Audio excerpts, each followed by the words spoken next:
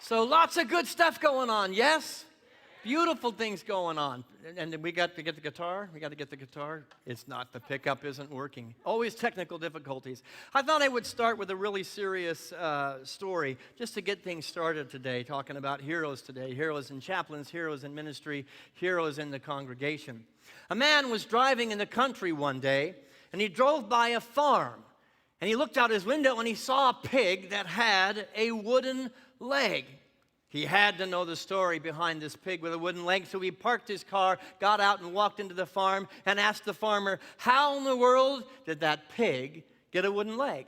And the farmer replied, well, you know, that's a mighty special pig. He's a hero. That pig is a hero. A while back, I was out walking in the forest and a wild boar attacked me. And that pig came running from the farm and he chased that wild boar away and he saved my life. And the man said, well, gosh, that is a special pig. He is a hero. Is that how he lost his leg? And the farmer said, oh, no, he was just fine after that. But a little bit later, there was a fire in the barn in the middle of the night. And he squealed to wake up the whole farm, and he proceeded as a pig to herd all the other animals out of the barn. He saved the entire farm. And well, that pig really is a hero. Is that how he lost his leg? No, he was a little winded, but he was just fine after that. No, sir. But one day, later on, I was driving my tractor and I hit a rock. And I rolled down the hill into the pond and I was knocked clean out, clean unconscious. And I fell into the pond. And that when I woke up, the pig had dived into that pond and dragged me out before I drowned. He saved my life. Well, he really is a hero, the driver said. Was that when he hurt his legs? Asked the driver. No, sir, the farmer replied. He was just fine. Totally exasperated at this point, the driver finally had to come out and just ask, all right, you've got to tell me, how in the world did that pig get a wooden leg? And the farmer replied, well, you see, when you have a hero pig, that's that special. You don't want to eat it all at once.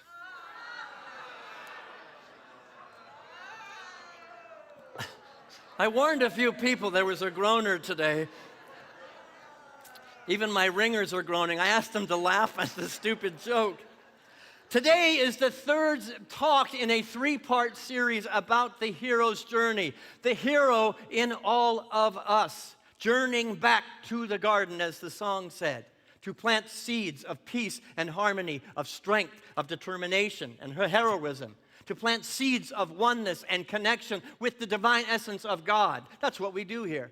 We're making our way back to the garden to plant seeds of kindness, of generosity, of compassion, and unity with God, with our divine self, and with the divine self of everybody else in the room.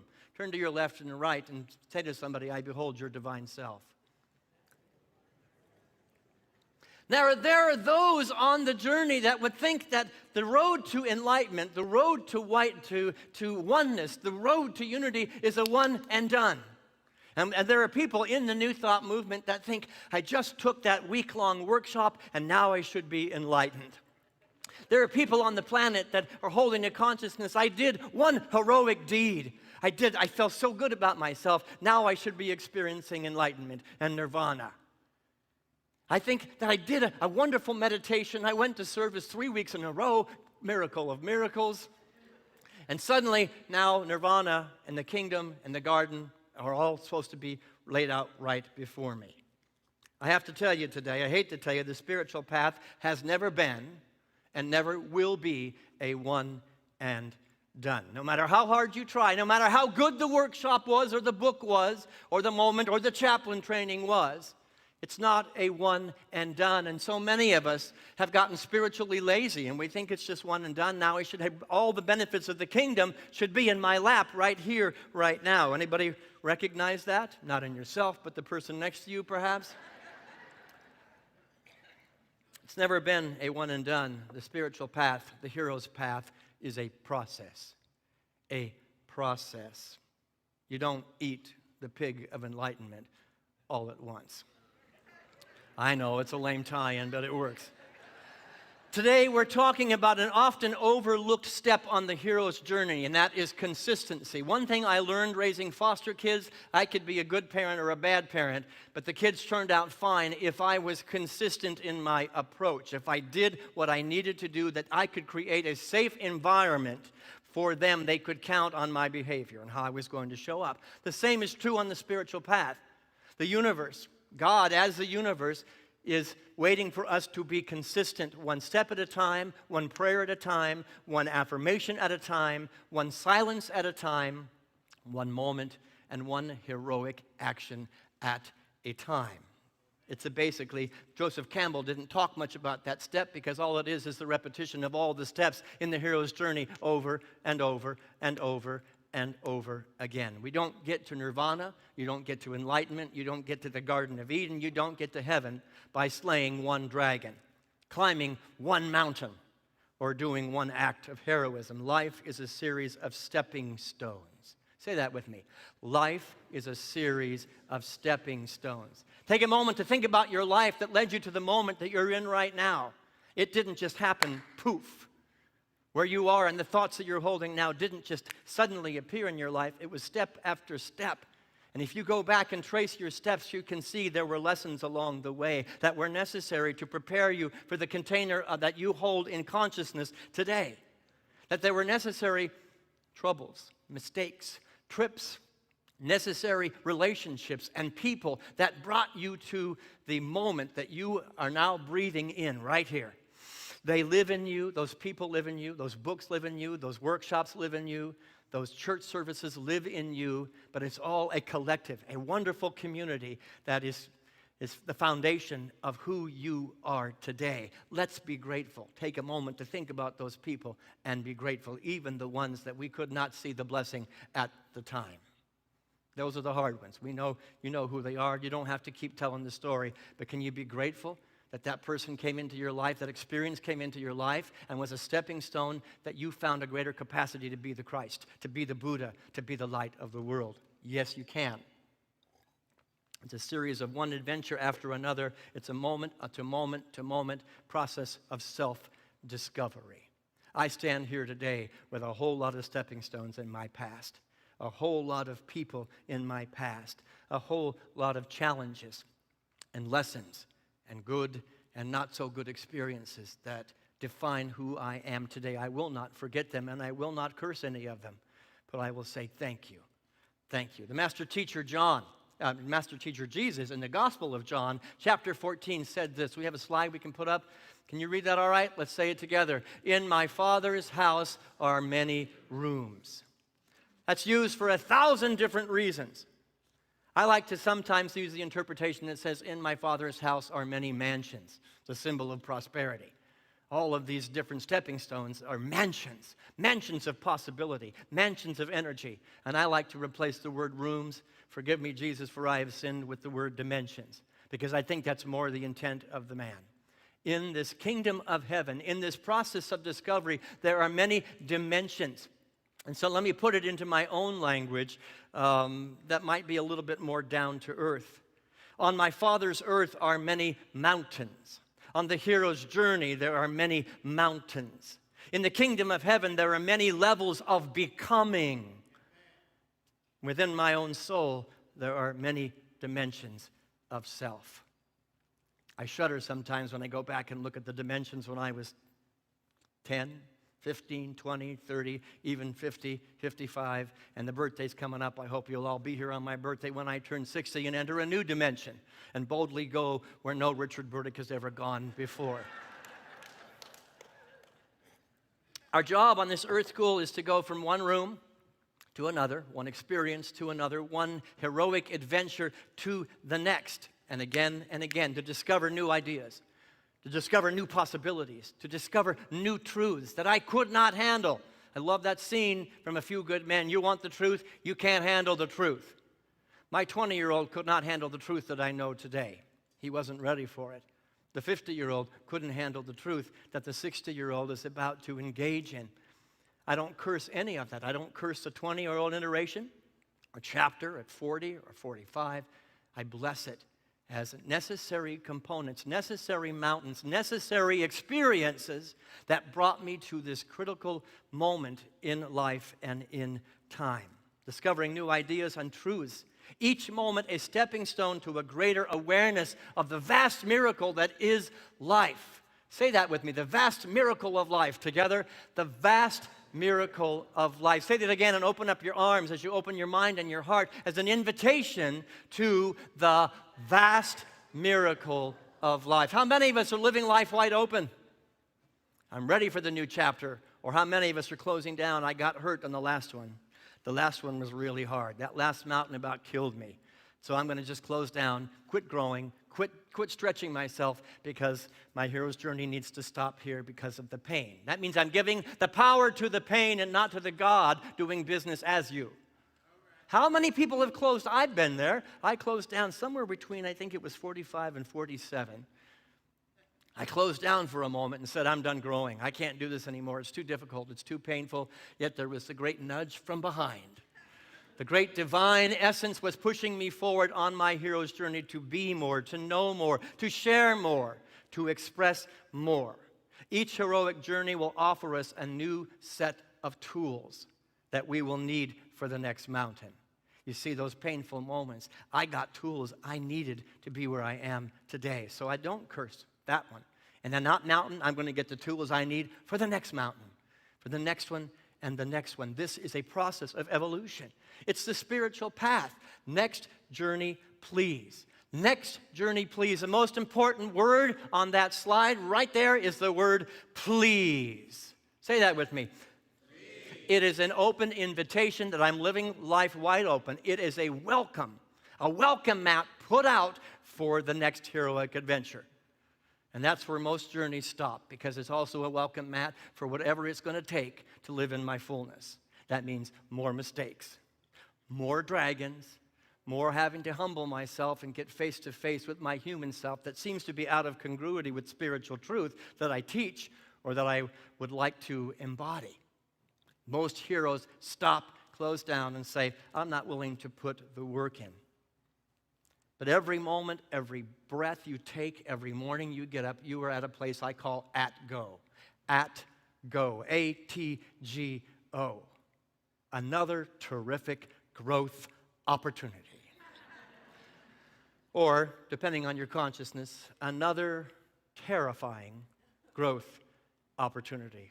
Or even at a deeper negative consciousness, another terrible growth opportunity. Shut down or open up. Keep walking up the mountain or stay in the valley and say, I'm content with this, no more growth for me. Every moment you are at go. And you should celebrate that moment.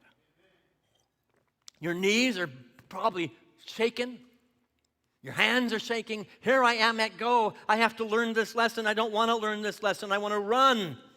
I've been there, done that. Many of you are in the room right now with your knees knocking because life is bringing you the next opportunity to be a hero. The moment of choice is the most important grace of God. You get to choose to step into the hero or to step back from the opportunity. You get to step into the magnificence that's being called from your very soul, or you get to say, the dragon's got too much power, I don't want to face it anymore. I look at my granddaughter. My granddaughter hiked the Appalachian Trail. She's going to finish it someday. She got about as far as West Virginia. I don't know what's right after West Virginia, but that was a long haul. And she talked about the moment, my granddaughter Kira, and those moments when she'd work and she'd strain and she'd sweat and she was exhausted to get to the top of that hill and looked at the beautiful landscape only to realize this is a whole mountain range. You know, the journey is an end. Yes, go ahead and take in the moment of the beautiful scenery, but realize your work isn't done. The evolutionary path, the spiritual path, the hero's path does not end. It is one foot in front of the other. I love that old song from I think it was the cartoon at Christmas. Put one foot in front of the other, and soon you'll be walking across the floor. That's the hero's journey. 1 foot and 1 foot. It says in Scripture, I will be a light unto thy feet. In olden times, in biblical times, They didn't have a light that would expose between point A and point Z. They had a candle on the end of their toe. And all that candle exposed was the next step. And then when you took that step, you could see the next one. The light of God doing business as each and every one of you, as the hero that you are, is only going to expose the next step. Peruse the landscape and know that there is an entire mountain range on the other side of that.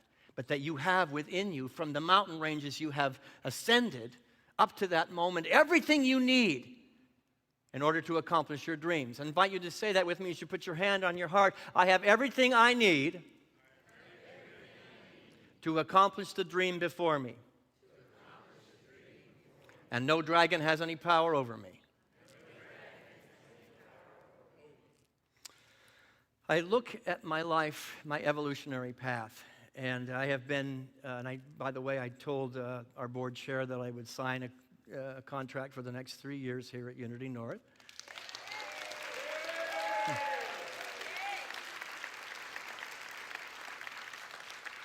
But it gave me a really good opportunity to get real with myself and to look at the path that led me to this moment in time.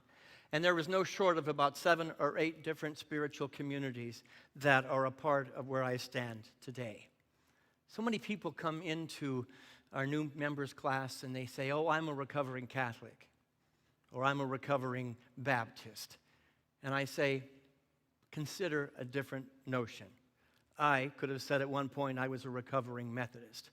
I began to find my path to God sitting behind a piano at the Methodist church because they paid well.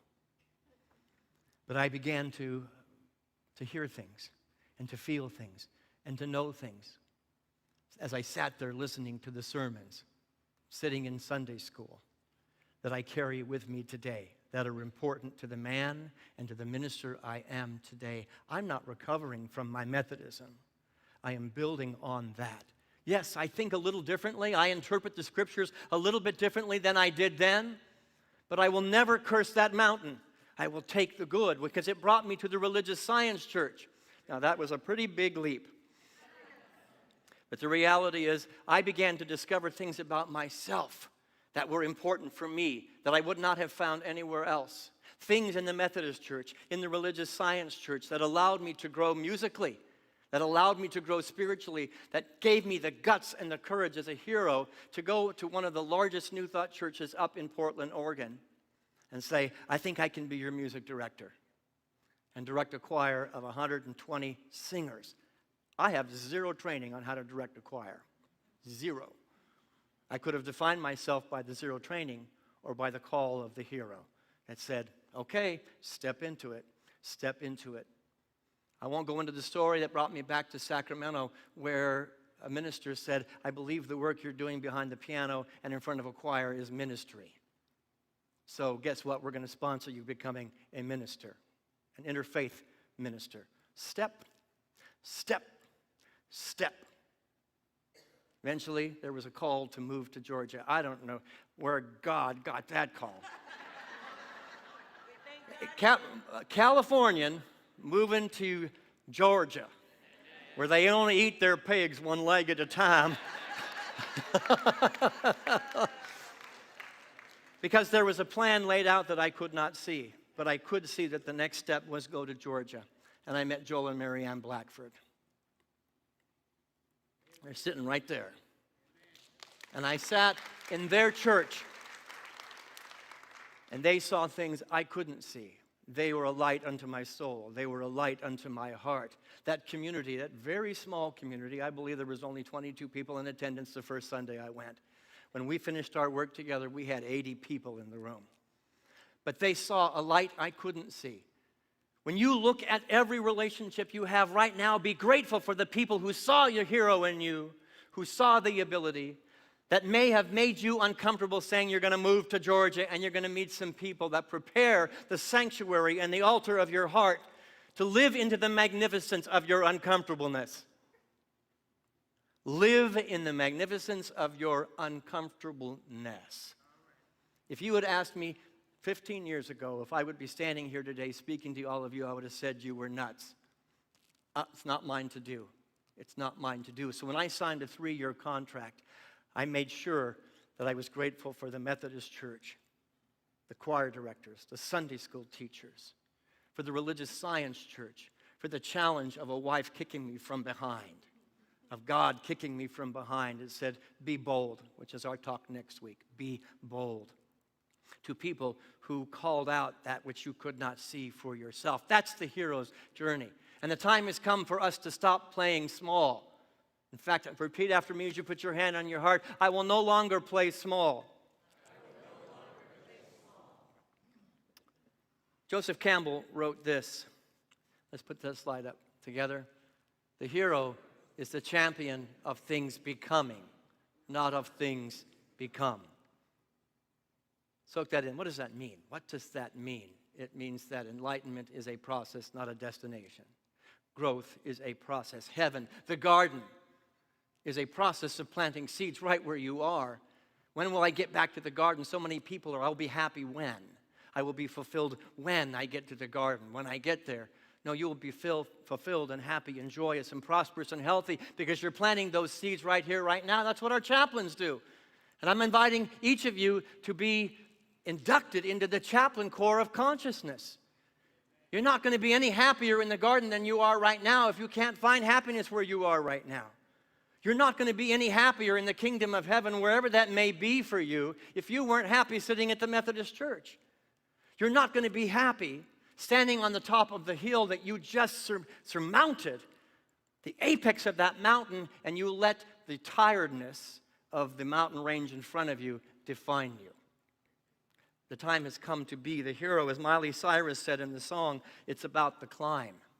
It's about the climb, and it's not about what's waiting on the other side. Heaven is not a destination, it is a process, a state of being. Nirvana is an ever-expanding state of awareness and not some place you arrive at. The time has come to know that heaven is not some predetermined place, whether you're good or bad, you get to go to, or hell, for that matter. It's a state of consciousness where you are right now. And let me tell you, heaven's a lot better place to be as I behold the magnificence of all creation. Enlightenment is about progress and process, not destination. Life is about consistently and persistently cultivating the hero's mindset of becoming. It is a state of growth. Next journey, please. Say that with me. Next journey, please. Many people are informing their lives only by the applause. I think Julie, where she is right now, she's down with the kids, but her journey, it's not about the applause, and she will learn that as I've learned that, as we're all learning it. It's not about the moments of recognition and praise. That feels good. Take the praise. You've earned it. But don't put up a tent on top of that mountain, or you're going to miss the full expression of your divinity.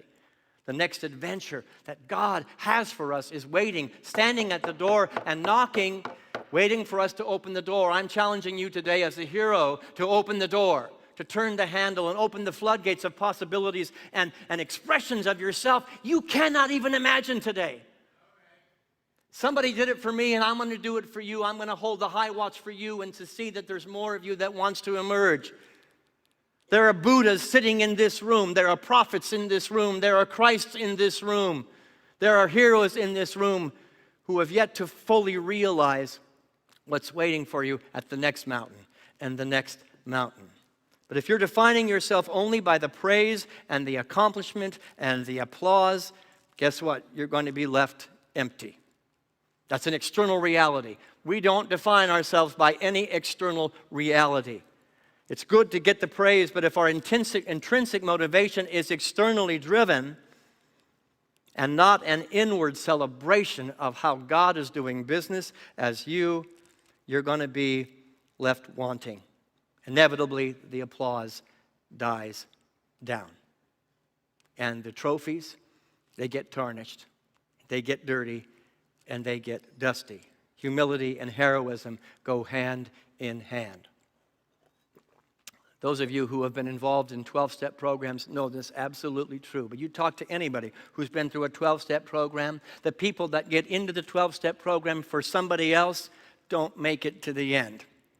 I'm doing it for my wife. I'm doing it for my kids. I'm doing it for anybody out here. And for that applause, they don't make it to step 12. Or if they do, it does not anchor and last.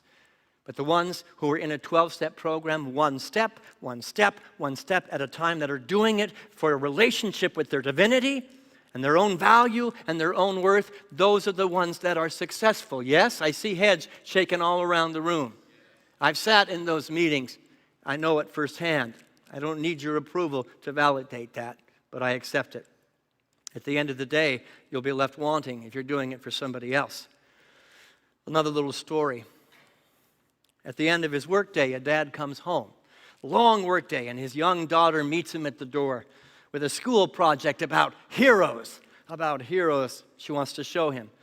It was a beautiful work of art with the word hero across the top. And underneath the word hero was the word dad. Dad. As the father started to get a little verklempt and a little emotional, he said, "Oh, honey, this means so much to me. You have no idea." The girl nodded and said, "Yeah, I wanted to put Justin Bieber there, but my teacher wouldn't let me." You will be let down if you're looking for gratification outside of yourself. The hero is about establishing a relationship with themselves. That's the only place you have to know that you are a hero. The true spiritual hero is less concerned with being a hero or being good enough to anybody else's definition or being a savior, and more concerned with transforming their relationship to themselves and to the world.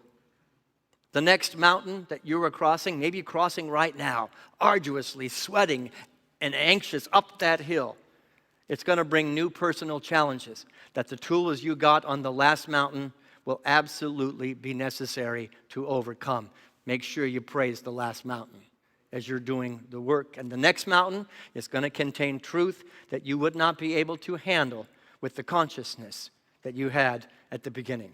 The consciousness of the Methodist church I was in would not work where I stand here today, nor the religious science church. Even the consciousness that I had in Unity Christ Church with Joel and Mary Ann Blackford, it was not big enough for what God was calling me to do, and they're the first people to acknowledge that.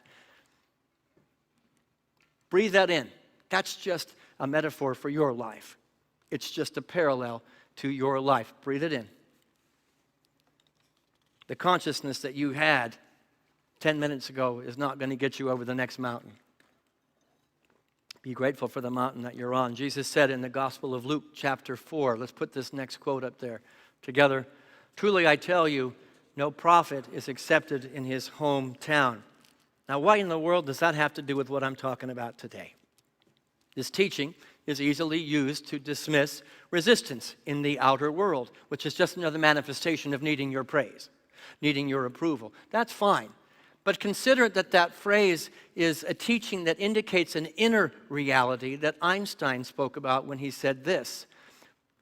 We said this. We can't solve problems by using the same kind of thinking we used when we created them. The consciousness of yesterday is not going to get you over the next hill. You've got to expand. It's an ever-expansive, ever-amplified, ever-moving and flowing journey as you step into the next part of yourself. And that means some grief of letting go of what has been. I grieve the religious science church. I tend to like, don't tell anybody, Ernest Holmes more than I like Charles Fillmore. Oh, but the reality is I carry that with me, and I will always carry it with me. But I cannot use the consciousness that I had in the religious science church to lead a Unity church and to be all that I am being called to be as a God being. The consciousness of yesterday that got you to where you are today won't get you there. Our job, as T.S. Eliot put it, and Greg Redukas said this quote in the first service, and it was like, this is beautiful. We shall not cease from exploration. And at the end of all our exploring, it will be to arrive where we started and know the place for the very first time. I'm asking you to have beginner's eyes, beginner's ears, beginner's heart, beginner's soul, and look at yourself in the mirror when you go home today and see yourself for the first time. See yourself as more radiant than you've ever known yourself to be. You're not going to be a prophet in the old consciousness. The old stinking thinking is going to come up. I'm not good enough. I can't. I won't. It's too hard. Step back from the dragon. Not mine to do. That's the old consciousness, and that's not going to get you to the garden. It's not going to get you. I'm saying plant new seeds. Plant new seeds in consciousness. The inner committee, which is what the Buddhists would call the monkey mind, and I call the neener machine. Anybody got a neener machine in your head? It represents a limited, finite view of yourself and the universe, and it will not get you to the garden. I'm going to invite the band to come back up.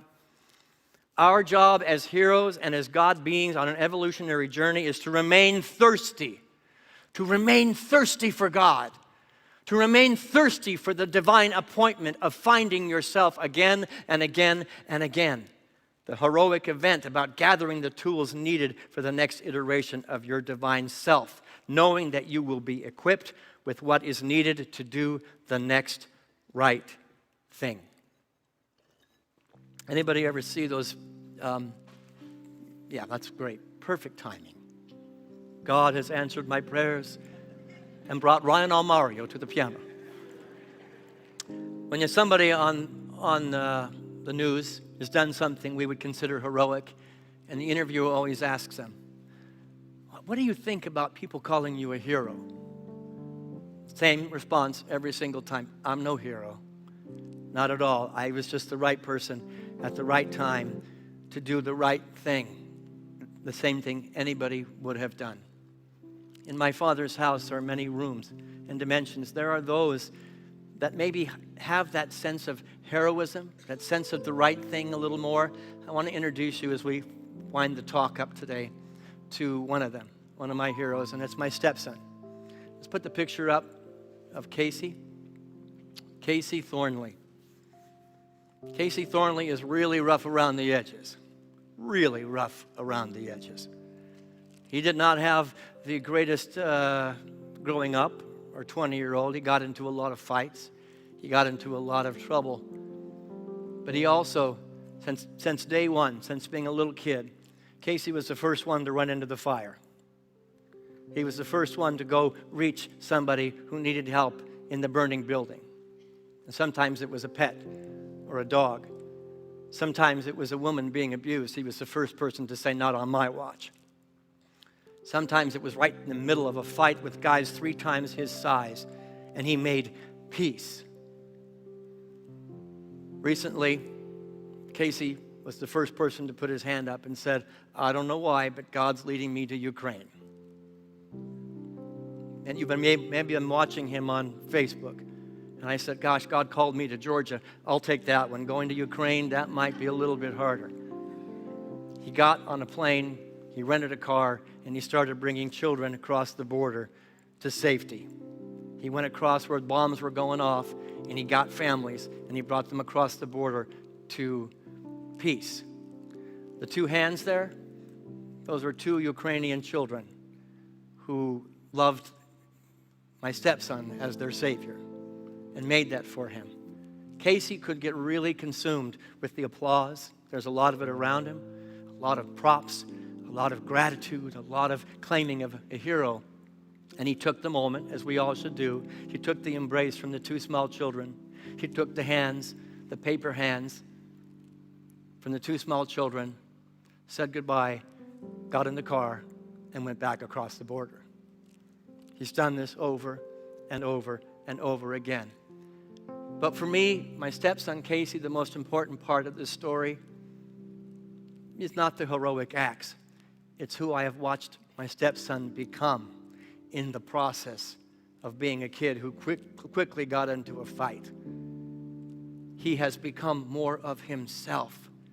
We went to a wedding recently for my nephew, and the party wasn't complete until Uncle Casey was there, who made a trip from Ukraine to come back home to celebrate the wedding. The words on everybody's lips, when's Uncle Casey coming? When's Uncle Casey going to be here? For God's sake, I was the minister. Nobody even cared if I was there. But the reality is, that's who I want to emulate. I want the humility of a hero that just does the next right thing to make the world a better place. I'm going to leave you with this quote. And this is from Maya Angelou. This is the call of the spiritual journey. I guess I don't have a slide for that one. Oh, there it is, right there. Read it with me.